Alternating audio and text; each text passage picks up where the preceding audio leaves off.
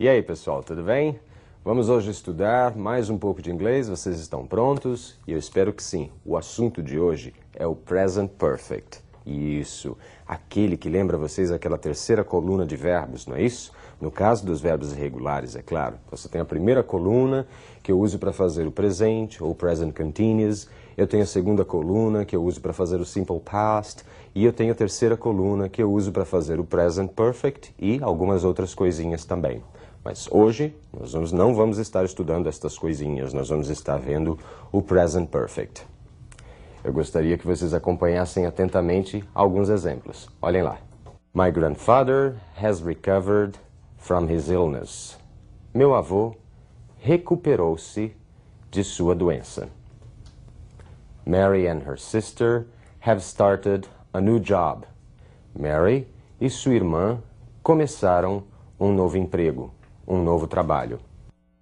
Has recovered e has started são o tempo present perfect.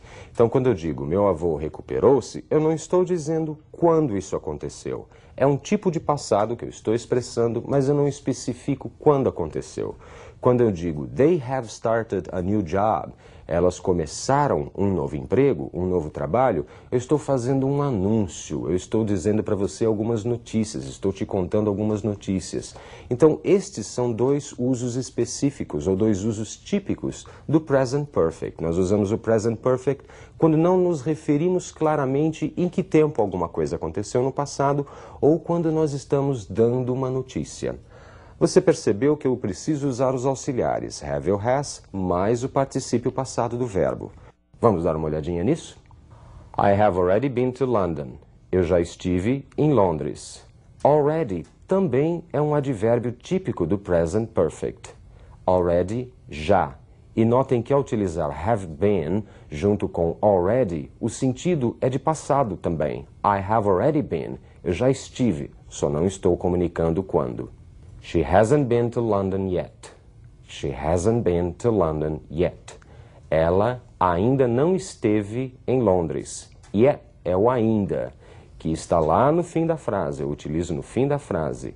Hasn't been. Você observa o auxiliar negando e novamente o been, que é o particípio passado do verbo to be. They have studied hard since yesterday. They have studied hard since yesterday. They have studied.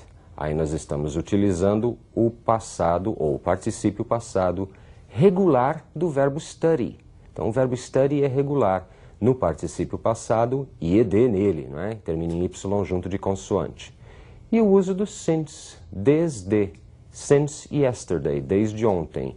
Esse since também é um advérbio tipicamente usado no present perfect. She has lived in the same house for years. She has lived in the same house for years.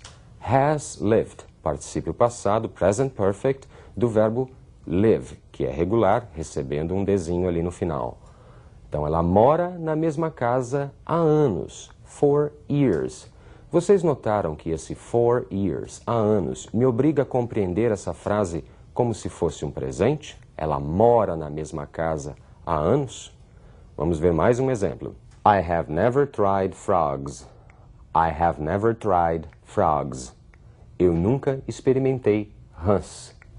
Never, nunca, usado no meio da composição do present perfect. Have e tried. Tried, um verbo regular, termina com y, substituo por ied, e o sentido é nunca tentei, nunca experimentei rãs. Observamos então que esse tempo present perfect, ele é muito peculiar, não é? Ora ele pode ser entendido como presente, ora ele pode ser entendido como passado. Então, quando eu digo I have worked for many hours, então eu posso entender como eu tenho trabalhado há muitas horas, ou então eu trabalho há muitas horas, ou então eu estou trabalhando há muitas horas. Ao passo que se eu digo I have worked since 8 o'clock, eu tenho trabalhado desde as 8, ou eu trabalhei desde as 8.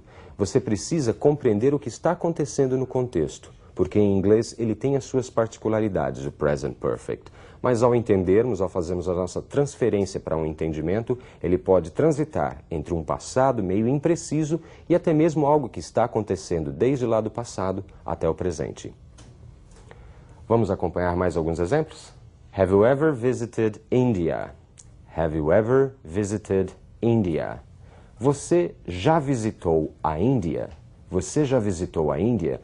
Ever é o advérbio utilizado nessa pergunta. Notem a inversão, né, do auxiliar have na frente do sujeito you.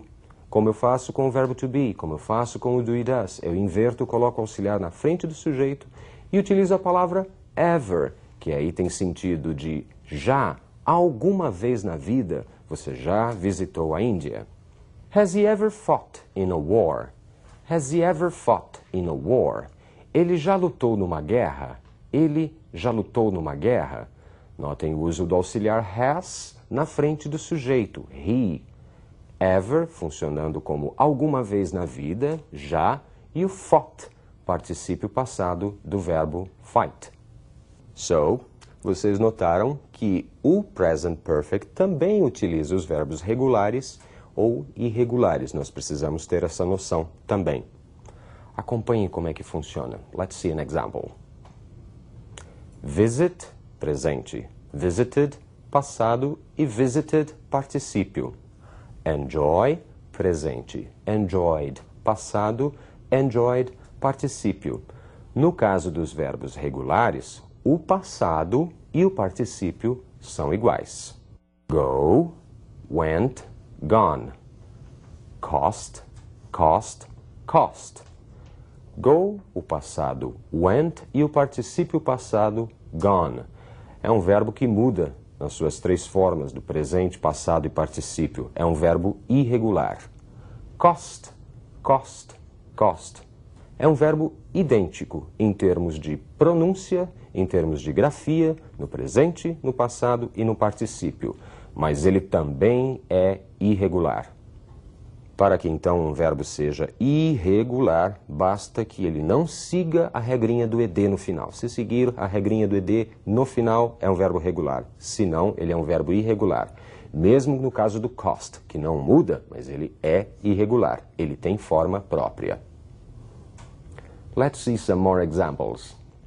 He's had good grades because he's an apple polisher. He's had good grades. Ele teve boas notas. Because he's an apple polisher.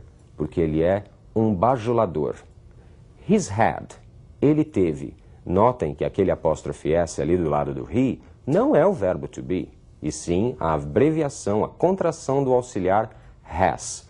Como eu sei disso? Porque não é seguido por um verbo com ing. Eu tenho had, que é o particípio passado do verbo have. Então ele teve boas notas, ele conseguiu boas notas, porque é um bajulador, an apple polisher, alguém que pole a maçã dos outros, ou seja, o popular puxa-saco. I have expected a decision for donkey's ears. I have expected. Expected, particípio do verbo expect, regular, com ed. Então, eu espero uma decisão há muito tempo. Donkey's ears é uma expressão idiomática em inglês que significa há muito tempo. I have expected a decision for donkey's ears. They have earmarked this building for students' activities. Eles marcaram, reservaram, earmarked, é marcar na orelha. Como você faz com o gado colocando uma plaquinha? Vocês já viram isso? Então eles marcaram na orelha, ou seja, reservaram este novo prédio para atividades de alunos, atividades estudantis. Earmark também é um verbo regular, terminando com ed. Have é o auxiliar do present perfect. Vimos muitos exemplos, não foi mesmo? Now, vamos ver como é que funciona num texto? My name is Jason, and I have written this web page to introduce myself. I've always been a work hard, play hard kind of guy. I grew up in Idaho, and my family did a lot of adventure sports like rock climbing and whitewater rafting. Lately, People have named these activities extreme sports. But to me, they've always seemed just like normal fun. And I love skydiving. Since I got married last year, my wife has practiced skydiving with me. She has learned very fast and hasn't had any fear. Vocês viram o texto? Já descobriram sobre o que é? Extreme sports, né? Esportes extremos, esportes radicais. Acompanhem agora o que eu havia destacado, que é o present perfect. Let's go. My name is Jason and I have written. Eu tenho escrito ou eu escrevi. Você vai entender conforme for mais apropriado no texto. This web page to introduce myself. I've always been. Always, sempre. I've é a contração de I have. Eu sempre fui, ou eu tenho sempre sido, ou eu sempre fui. É o present perfect. Mais adiante, nós temos lately, people have named these activities. Ultimamente, as pessoas têm chamado estas atividades. As pessoas chamam estas atividades. As pessoas chamaram estas atividades. As três traduções ou os três entendimentos são possíveis aí. But to me, they've always seemed. Mas para mim, they've always seemed. Elas, they, são as atividades. Abreviando have, apóstrofe V. They've always seemed. Verbo regular, seemed. Always, sempre. Então, elas sempre pareceram. Elas sempre pareceram. Parece que o always aí me força a entender como um passado, algo que começou lá atrás e vale até hoje. E mais adiante, my wife has practiced. My wife has practiced. Minha esposa tem praticado. My wife equivale a she, o auxiliar é has. Minha esposa tem praticado skydiving. E mais adiante, she has learned very fast. Ela tem aprendido muito rápido, ou melhor ainda, ela aprendeu muito rápido. Ou ainda, ela aprende muito rápido. Eu posso estar me referindo a um processo que começou no passado e vem até agora. And hasn't had any fear. E não teve medo nenhum. Hasn't, negativa, had any fear.